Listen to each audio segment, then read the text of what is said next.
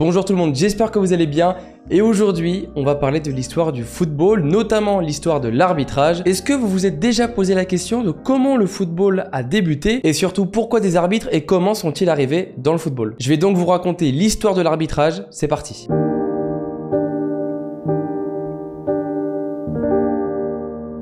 Bon, pour ça, il faut faire un retour en arrière assez important. On n'a pas vraiment une date précise pour savoir quand est-ce que le football a réellement commencé. Depuis l'Antiquité, il y avait différents jeux de balles qui existaient. Des jeux avec une optique de marquer plus de buts que son adversaire, mais ça ressemblait pas forcément au football. On va donc faire un petit saut temporel et s'intéresser au Moyen-Âge. Le jeu de balle assez ancien qui s'inspire le plus du football, c'est la soule. C'est très simple, une petite balle en cuir remplie de foin. On a deux équipes de chaque côté, mais pas forcément composées du même nombre de joueurs. Il y a deux règles principales. Ne pas être violent et respecter l'adversaire, mais d'ailleurs ce jeu là est connu pour être très violent. Il n'y a pas vraiment de limite de terrain, ça peut être une mare, ça peut être, je sais pas, un champ ou un village, enfin il n'y a pas vraiment de règles. Mais on va vraiment commencer à parler de football à partir du 19e siècle. Différentes écoles anglaises aimeraient intégrer donc le jeu de la soule dans un cursus scolaire. Mais le souci c'est qu'il n'y a pas eu qu'une école de football britannique qui a eu l'idée d'inventer des règles en lien avec le foot. Plusieurs écoles vont le faire, mais surtout plusieurs écoles vont créer leurs règles. Donc évidemment quand on a une école qui joue contre une autre école, et ben ils n'ont pas les mêmes règles et ça pose quelques soucis. Et pour y remédier, on va parler d'un changement important, les règles de Cambridge.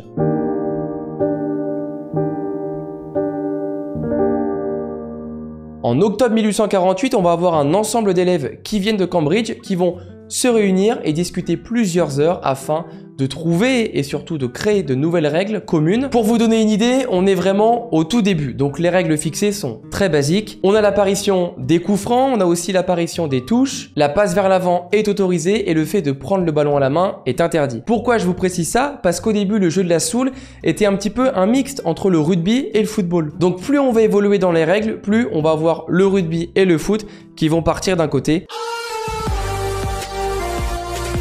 Mais il y a encore quelques soucis, parce qu'on a des écoles qui commencent à créer des nouvelles règles, parfois elles se réunissent, mais maintenant on a des clubs qui créent des nouvelles règles, ça ne va vraiment jamais s'arrêter. On est maintenant en 1855 à Sheffield et je vais vous parler d'un club de cricket. On arrive à l'hiver et leur sport est menacé pendant quelques temps. Ils imaginent aussi à leur tour des règles pour jouer au foot. Et donc nous avons le tout premier, et qui dit tout premier dit forcément le plus ancien club de football. Voici le Sheffield Football Club. Attention à ne pas confondre avec le Sheffield United Football Club qui lui évolue en première ligue. Suite à la création du club, ils vont publier différentes règles qui elles vont massivement se diffuser au nord de l'Angleterre. On a souvent tendance à dire que l'Angleterre est vraiment un pays de football, mais c'est surtout la partie nord. Je vous mets une petite carte de l'Angleterre avec tous les gros clubs qui se trouvent au nord, donc voilà, ça vous donne une petite idée. On commence à s'approcher d'une uniformisation des règles du football dans le pays, mais ça concerne uniquement la partie nord. Il faudra donc attendre le 26 octobre 1863, date de la création de la Fédération anglaise de football. Et donc, on va pouvoir avoir un règlement plus ou moins officiel et surtout avoir les premières lois qui vont être publiées officiellement. Donc là, vous allez voir, il y a encore énormément de choses qui manquent par rapport au football moderne. Déjà, à ce moment-là, le but se composait uniquement de deux poteaux. Il n'y avait pas de barre transversale. Ça me rappelle évidemment la bonne époque, à l'école primaire, au collège, on mettait deux sacs ou deux troncs d'arbres et on était heureux. Donc ça veut dire qu'à l'époque, eux, ils étaient heureux.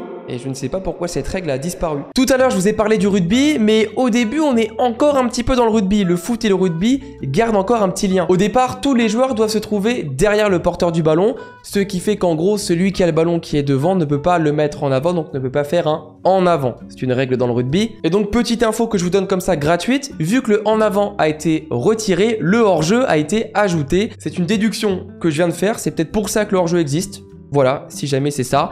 Je vous laisse me faire des dons, il y aura une petite page Tipeee dans la description. C'est évidemment entièrement faux.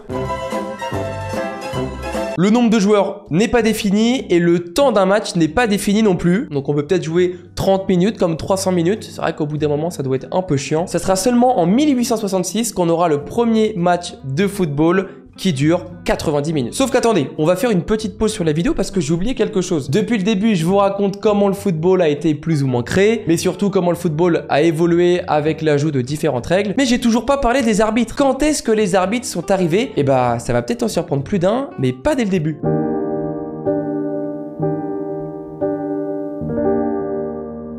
Il faut savoir qu'au début, on comptait sur le fair play des joueurs et surtout le fair play des capitaines. Par exemple, un joueur qui commettait une faute devait le signaler lui-même. C'est vrai qu'aujourd'hui, ça paraît quand même un peu utopique. Et si un joueur ne souhaitait pas avouer sa faute, on avait donc les deux capitaines qui étaient responsables de faire les arbitres et ils devaient trouver un accord entre eux. Sauf qu'évidemment, ça a rapidement rencontré des limites, même à cette époque-là. Ça sera seulement à partir de 1872 qu'on aura l'arrivée des arbitres. Et encore, au début, ils s'appelaient pas comme ça. On les appelait les umpires. Mon accent anglais est toujours un peu compliqué, donc je ne sais pas comment ça se prononce précisément. Umpires. Franchement, là, ça va. On va donc tout résumer à zéro. Quand deux capitaines n'arrivent pas à se comprendre, on demande aux deux umpires de trancher et donc de prendre la bonne décision ensemble. Sauf qu'on a encore une fois rencontré un problème. Chaque capitaine désignait son umpire, mais du coup, les deux umpires, parfois, ça allait pas ensemble. Donc, ils ont encore ajouté quelqu'un. Quand on avait un désaccord entre les deux, on faisait appel au référé, qui veut dire donc arbitre en français. D'ailleurs, il est bien notifié qu'à ce moment-là, les arbitres, ou en tout cas les umpires sur les côtés, n'ont pas de sifflet. Et on estime plus ou moins dans les archives de la FIFA que les premiers coups de sifflet sont arrivés à partir de 1878. Pour vous faire visualiser comment se déroulait un match à la fin du 19e siècle, on avait donc 11 joueurs contre 11 joueurs plus ou moins. On avait sur les côtés les deux umpires et dans les tribunes, on avait le référé, donc le troisième arbitre, si les deux umpires n'arrivaient pas à se mettre d'accord sur une décision. Et donc maintenant, les référés dans les tribunes se sont transformés en supporters qui gueulent sur les arbitres dans les tribunes. Honnêtement, si on fait passer une formation d'arbitrage à toutes les personnes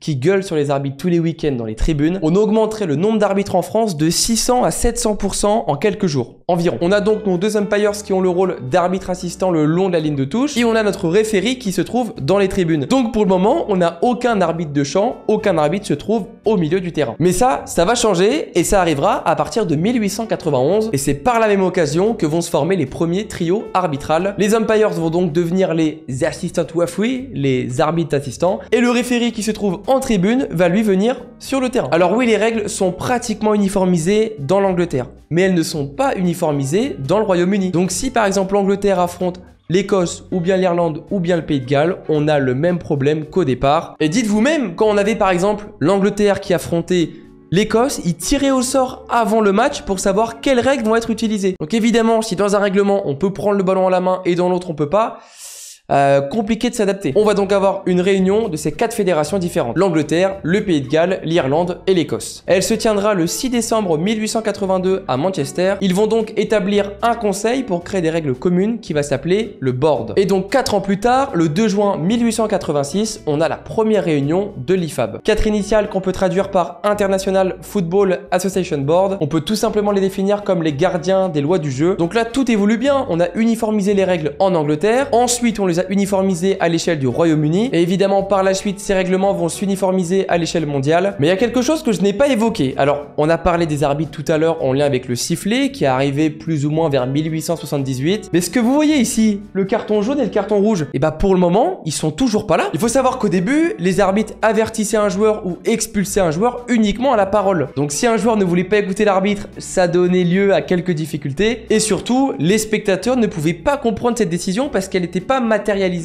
par un objet ou une couleur. Je vais donc maintenant vous raconter une petite anecdote qui a amené à ajouter ces cartons physiques dans le football.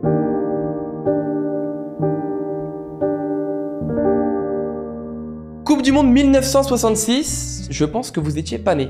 C'est juste une supposition. Un match qui oppose l'Angleterre face à l'Argentine. Un match extrêmement tendu qui sera finalement remporté par les Anglais. Durant ce match, le défenseur central de l'Albi Céleste, Antonio Ratin, va se faire expulser. Sauf que petit problème, ce joueur-là a décidé de ne pas sortir du terrain. Il faudra donc attendre quelques minutes et ensuite il décidera de laisser ses coéquipiers à 10. Et donc tout ça, ça peut soulever un petit problème. Comment on officialise finalement une expulsion si on le dit uniquement à la parole dans un stade rempli de spectateurs qui donc ne comprennent pas la décision de l'arbitre? C'est quelque chose que s'est posé l'arbitre Ken Aston qui lui était présent en tribune durant ce match. Et en sortant du stade, il a eu une idée assez particulière, mais on peut le dire à l'heure d'aujourd'hui brillante. Pourquoi ne pas s'inspirer du code couleur des feux de signalisation, le carton jaune pour l'avertissement et le carton rouge pour l'expulsion? Là vous allez me dire, c'est marrant, on a bien rigolé, tu remballes ton idée, on passe à autre chose. Pas du tout. Ken Aston a proposé son idée aux instances d'arbitrage et figurez-vous qu'ils ont directement accepté. Il faudra donc attendre 4 ans plus tard, en 1970, lors de la nouvelle Coupe du Monde qui se déroulait au Mexique. Et lors du match opposant le Mexique à l'Union soviétique le 31 mai, il y a eu l'apparition du premier carton jaune dans l'histoire du football qui a été délivré par l'arbitre Kerr Senchen.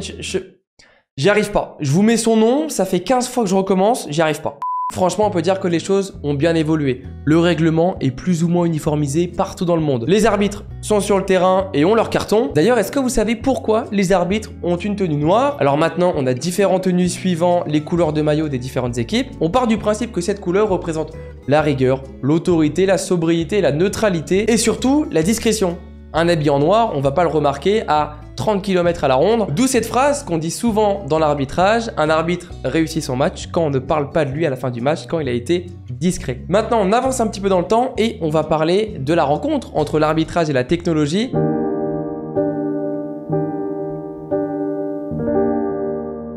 Première utilisation de la goal line technologie au Brésil lors de la Coupe du Monde en 2014. Maintenant, on voit qu'elle est utilisée par exemple sur tous les terrains de Ligue 1. Ou encore la première utilisation de la VAR, j'en avais déjà parlé dans une ancienne vidéo. On a aussi plus récemment l'ajout du hors-jeu semi-automatique, ça c'était pendant la Coupe du Monde, avec des images de synthèse en 3D pour recréer les mouvements à l'identique pour ne faire aucune erreur sur les hors-jeux. Je vous ai donc retracé l'évolution du football et surtout l'évolution de l'arbitrage au fil du temps. S'il y a un arbitre qu'on peut citer dans cette vidéo qui a marqué l'arbitrage et même marqué le football, c'est évidemment Pierluigi Collina. Je vous invite à aller voir sur YouTube les quelques vidéos qui parlent de lui et de son parcours. C'est du jamais vu et je pense qu'on ne le verra plus jamais. Un arbitre présent sur une jaquette de jeu vidéo, c'est impensable à l'heure d'aujourd'hui. Bref, moi je vais vous laisser. Je vous invite à aller sur l'IFAB si vous êtes joueur de foot ou vous travaillez dans le monde du football pour voir les modifications des lois du jeu. On a des nouvelles règles ou surtout des modifications chaque année qui sont plus ou moins simples à interpréter. Moi je vous dis à la prochaine, c'était RG et ciao ciao tout le monde.